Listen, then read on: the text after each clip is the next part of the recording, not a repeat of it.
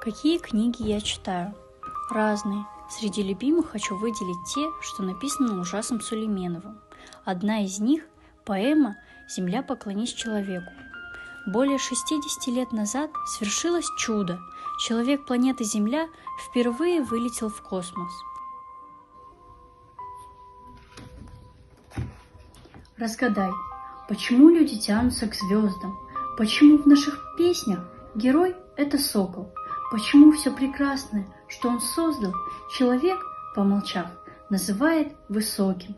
Реки вспаивают поля, города над рекой в заре, и, как сердце, летит земля, перевитая жилами рек.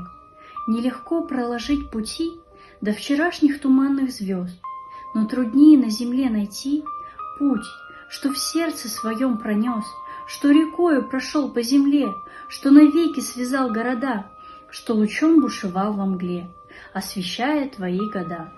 Нелегко, но ты должен найти путь, что в сердце до звезд донес, путь земной, продолжение пути до сегодняшних ярких звезд.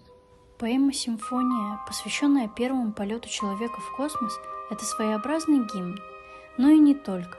Поэма сплетена, словно изысканное кружево из оттенков, настроений, сложных мыслей и выражает неизведанный, непредсказуемый поэтический мир Ильшаса Сулейменова.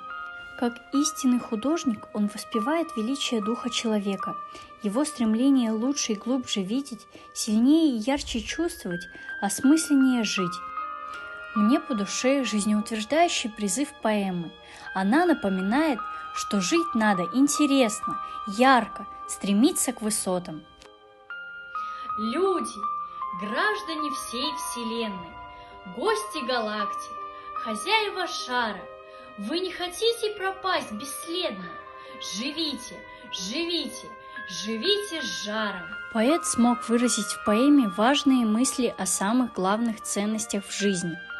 Поэма Ильшаса Сулейменова – это мост, позволяющий читателю соприкоснуться с миром неизведанного космического пространства.